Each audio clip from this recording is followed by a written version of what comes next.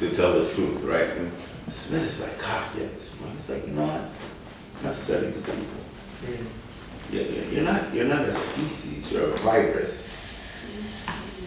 And so it really goes into that, because before pre-European colonization, we interacted, all the indigenous interacted with it. There was wars, yes. There was slavery, yes. Don't get me wrong, I'm not being nostalgic or, whatever about the situation, but nothing in comparison. Nothing in comparison. So the lack of melanin, dictates the brain waves and the chemistry that takes it to another level. Now, that being said, then what happens is that you have artists who start depicting deities as blonde-haired, blue-eyed people. Now, they didn't have Instagram, TikTok, or Facebook at that time. They couldn't be like, girl, that's not right. That's, thumbs down on that picture. Leonardo, Michelangelo, you're doing too much. They didn't have that. So their reference was predicated upon the images in which they were being surrounded by. Right. Now, the irony, of course, and I'm an artist, and I believe that art is a translation of God, right? And I believe that to be all artists. Even Da Vinci and Michelangelo, I don't think that they were like, we're gonna fuck some shit up. Let's do this. They're not thinking about it in that regard. But the masses now are saying, well, look at that picture right there, that painting right there. That's blue eyes, just like I got blue eyes. Girl, his hair like my hair. So we must, if he look like me and I look like him, then we are the divinity. We are the children of divinity. Now, let's do some math. Like I said earlier, our species dates back, and this is scientifically proven, to 300,000 years ago. Right?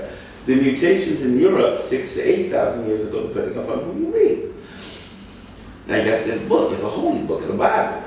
And it has Adam and Eve. And the whole set of story, Adam and Eve, and the tree, and the snake, and the apple. Well, how Adam and Eve look like you when we was here like 270,000 years before you? So that whole idea of divinity, which led down to the divine right, the structures of European kingdoms and empires and all of that stuff, you go through the Middle Ages, the Dark Ages, the Middle Ages, into the Renaissance, the reinnovation of art, and then what happens is that a dude from Italy, his name is Marco Polo, he starts traveling. Not a bad dude, he's a cool dude. Like, he likes to see, new countries, new cultures, just what's chopping over there. Goes to China. China had fireworks for celebrations. They have had these fireworks literally, for centuries. For centuries. When we coming into the 4th of July, we in New York, we all gonna get pissed off from fireworks that China had for thousands of years, hundreds of years. But Marco Polo grabs some of that gunpowder that creates the fireworks and he brings it back to Italy. What happens? They make gods. So now I'm weaponized with the idea that God looks like me, so I have to find right. And not only do I have to find right, but now I have a weapon of mass destruction. So now wherever I go, I have dominion, and I have dominion, and I have a weapon. So you have to understand the history and the trajectory of history to understand where we are right now. The idea of white supremacy, the idea of, stripping rights away.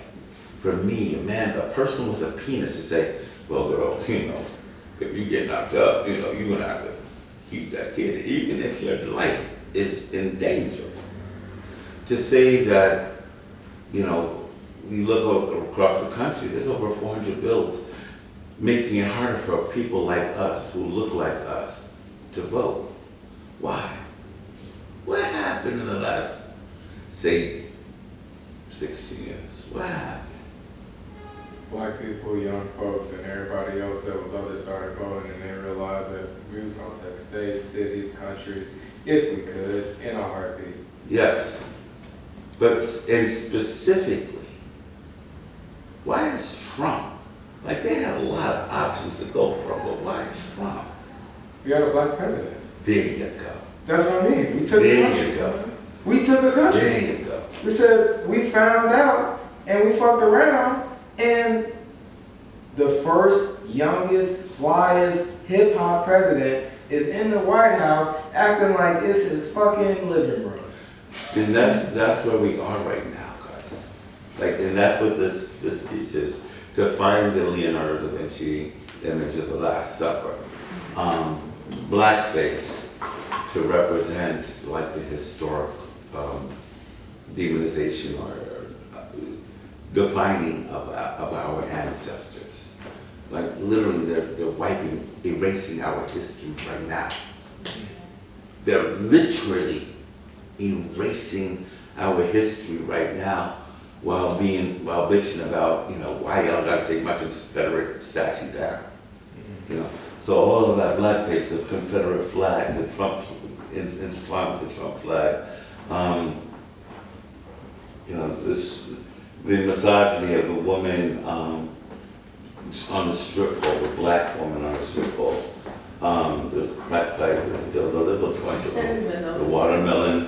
Yeah, I can't even tell you what's all in here because I forgot. But there's a crack pipe right here, the cup, the Constitution, and all of those things that we really take for granted. The watermelon got me. I'm an artist too, and I've been focused on like preservation as well, because I see so much correlation with what's happening like overseas and with the wars. And I'm really grateful that like on Juneteenth I went to this urban planner, and she was discussing how like some of the parks that we all know and love experience what Seneca Village, and Central Park experienced. And I've been so focused on like preserving like our stories in my own artwork, and so I'm really happy to see your artwork and see like how you also are tying those like themes of like making sure that like our presence is known in history. Well, what I think right now, I love that you're an artist, because I think, that, like I said, I think our artists are the translators of God. We filter through our work from, it is a spiritual conversation. Like, I'm not trained in anything I do, from my photography to my filmmaking to painting. So I really don't know what I'm doing, but I know that it has to be done, because we have to have the courage to speak. We have to have the courage to speak as artists and be unapologetic about this painting or that photo. I don't paint necessarily to sell. I hope people like my work enough to buy it. That's great, because I have rent to pay too. We live within a structure. However, my proudest moments, one of my proudest moments, I also do spoken word, and I have my first CD called Naked Under My Clothes, and I also write and produce, and we did a film, my series of short films, Naked Under My Clothes, the anthology. You could go to YouTube and check it out, Sage Gallen, G-A-L-L-O-N. But, the second version, the second installment the first installment was the kid's perspective. Lived in hell, mother was a good mom at one point, became a hooker and drug addict, and the husband was abusive. The kid runs out of the house, the mother chases after him, which brings us into the second installment, called Woman. I had the greatest cast. Tabitha Brown was a friend of mine, and I wrote that specifically for her. Eamon Joseph, he was in Snowfall. Sean Carter Peterson, Nick Pugh. If you guys are familiar with Tabitha Brown, Nick is her brother. So I had a great cast. But one of the most proudest moments creatively for me, or artistically for me, was after we released the Woman video. This young lady on Facebook hit me up. She was like, Sage, you know, we've never met, but I followed you, and I just watched your video, and I just needed to just tell you that I'm pregnant with my second child. I have a toddler, and I'm pregnant with my second child. I watched your film, and I left. This woman was in an abusive relationship. So our art is meant to speak. You know, our art is meant, Nina Simone, and I always say this, famously said, you know, our job, our purpose is to speak. You know, again, I've been very fortunate. I've been able to have a few collectors and do a few things in my experience. But that moment, knowing that I did something that affected someone's life, that you're doing something that preserves our history, that you all are doing something and being present in this process, particularly for artists of color, particularly for us. Because if you're not Jean-Michel Basquiat, or Wiley, or, you know, that famous black guy, because, you know, they're good at picking one of us. You know, they're good at, it's your turn now, boy, come on. Get in the spotlight, boy, not y'all, that one. How many black people brought Basquiat when Basquiat was alive? But was he advertised to us? Oh, yes. Was he? Yes. Jean-Michel was from the streets. Jean-Michel was... Everybody knows about it. Yeah. No, I know about him, but what I'm saying is in schools, I didn't experience him. No, We were talking about no. like Andy Warhol, Mhm. Pablo Picasso, but no one in school like brought up Basquiat. But that's our culture.